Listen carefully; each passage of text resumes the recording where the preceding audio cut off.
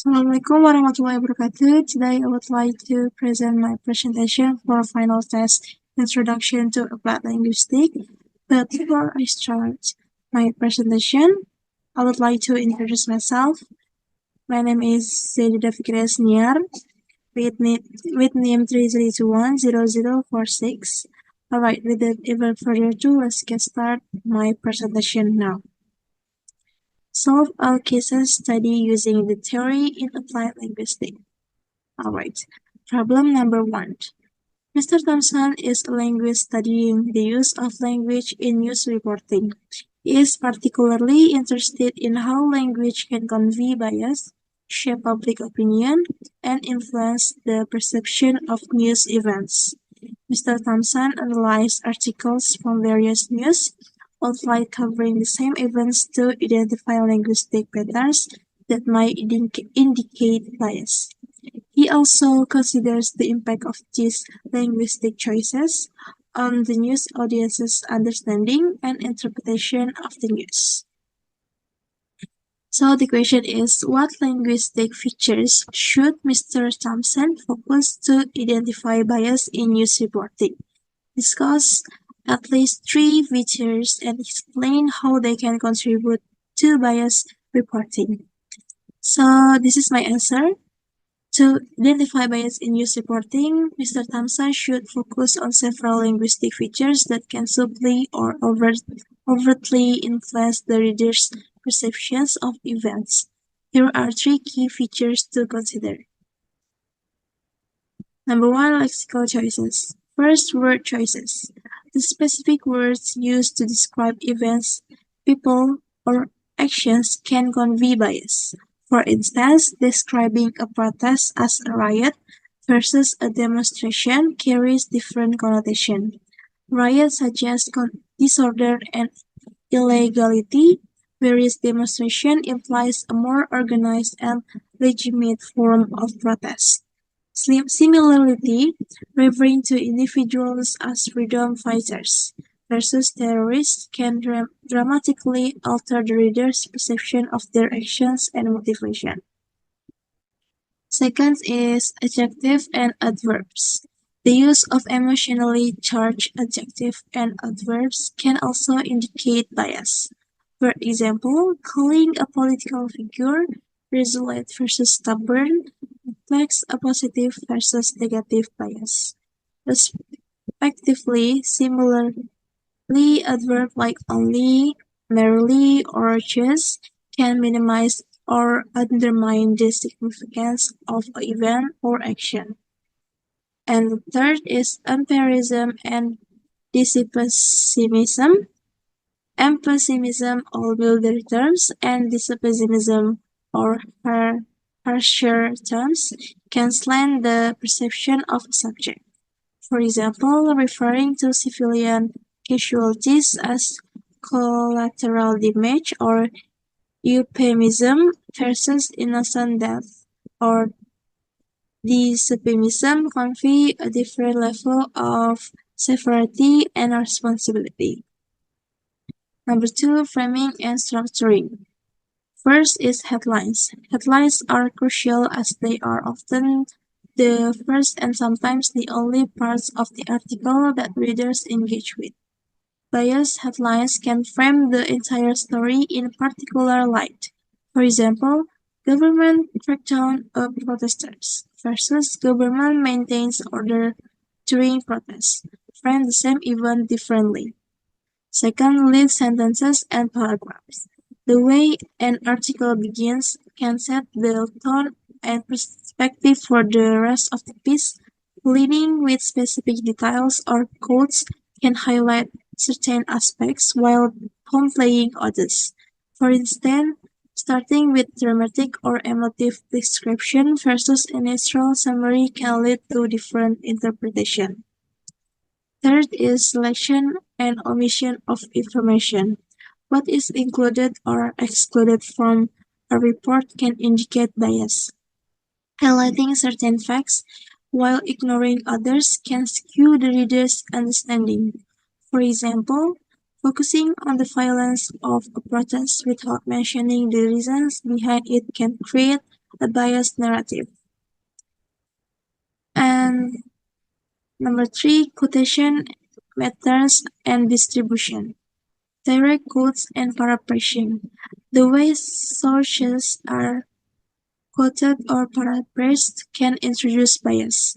Direct quotes provide a clear, unaltered view of the speaker's words, whereas paraphrasing can subtly alter the meaning of emphasis.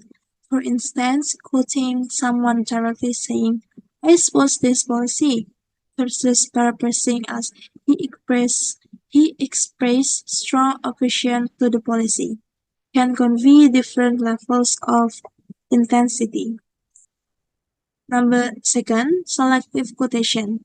Choosing which parts of a quote to include or exclude can shape the narrative. For instance, quoting a politician out of context to emphasize a point they made while omitting qualifiers or additional context can mislead the reader. And third is attribution and source credibility. The way sources are introduced and attributed can affect how their statements are perceived. Describing a source as an expert versus a self-proclaimed expert, or a well-known activist versus a controversial activist adds layer of bias. Similarly, consistently citing sources from one particular viewpoint while neglecting others can create an unbalanced perspective.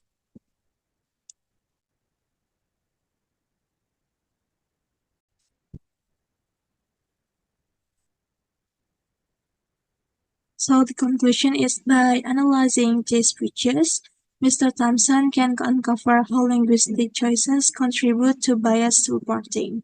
These elements work together to frame news stories in ways that can shape public opinion and influence the interpretation of events, often subtly guiding the reader's perspective without overtly stating a biased opinion.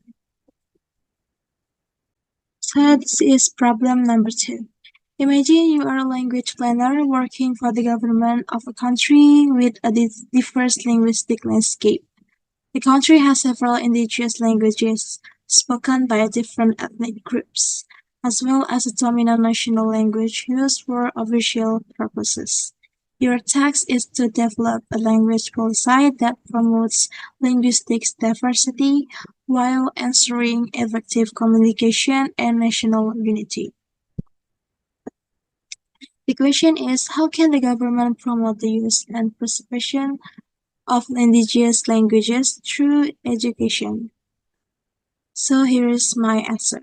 To develop a language policy that promotes the use of preservation of indigenous languages through education while ensuring effective communication and national unity, the government can implement several strategic measures. Here are key actions that can be taken. Number 1 is bilingual and multilingual education program. First is early childhood education. Introduce bilingual education program in early childhood where children are taught in both their indigenous language and the national language. This approach helped in preserving the indigenous language from a young age while also ensuring proficiency in the national language. Second is dual language immersion programs. Implement dual language immersion program in primary and secondary schools where subjects are taught in both the indigenous language and the national language. This not only aids in language preservation but also foster bilingualism and cognitive development. Third is teacher training. Provide specialized training for teachers in bilingual and multilingual education. Teachers should be proficient in both the indigenous languages and the national language, and they should be equipped with methodologies for effective bilingual teaching. Number 2 is curriculum and development and educational materials. First, inclusion in curriculum. Integrate indigenous languages into the national curriculum, ensuring that they are taught as subjects at various educational levels. This can include courses on the history, culture, and literature of indigenous communities. Second is development of learning materials. Create and distribute textbooks, reading materials, and digital resources in indigenous languages. Collaborate with local communities and linguistic experts to develop culturally relevant and accurate educational content. Third is use of technology. Leverage technology to create interactive and engaging learning materials in indigenous languages. This can include educational apps, online courses, and multimedia resources that make learning these languages accessible and appealing to students. Number three is community involvement and support. First is community schools. Support the establishment of community-based schools where indigenous languages are the primary medium of instruction. These schools can serve as cultural hubs, preserving and promoting the language and tradition of the community. Second is parental and community engagement. Encourage parents and community members to actively participate in the education process. Organize workshops and events to raise awareness about the importance of preserving indigenous languages and to engage the community in supporting bilingual education. Third is intergenerational language transmission. Promote programs that facilitate intergenerational language transmission, such as storytelling sessions, cultural festivals, and language camps where elders teach the language to younger generation. And fourth is policy and legislative support. First is official recognition. Grant official recognition to indigenous languages in the constitution and educational policies. This includes recognizing them as mediums of instruction in schools and ensuring their use in public administration and media. Second is funding and resources. Allocate sufficient funding and resources to support bilingual education programs, including the development of teaching materials, teacher training, and community initiatives. Third is research and documentation. Invest in research and documentation of indigenous languages, establish linguistic research centers, and achieves to document and preserve the languages, including their grammar, vocabulary, and oral traditions. And the last is promotion and awareness campaigns. First, media and public campaigns. Launch media campaigns to raise public awareness about the importance of linguistic diversity and the value of indigenous languages. Use television, radio, social media, and other platforms to promote these languages and their cultural significance. Second is cultural events and competition. Organize cultural events, competition, and festivals that celebrate indigenous languages and cultures. These events can include language contests, storytelling sessions, traditional music and dance performance, and other activities that highlight the richness of indigenous languages. So finally, this is my final conclusion for the problem number two. By implementing these measures, the government can create a supportive environment for the use and preservation of indigenous languages, while ensuring that all citizens are proficient in the national language for effective communication and national unity. This approach not only promotes linguistic diversity but also fosters a sense of pride and cultural identity among the various ethnic groups within the country. So that's all for me. Thank you. I hope you can get useful knowledge from my presentation. So good luck and bye bye. Wassalamualaikum warahmatullahi wabarakatuh.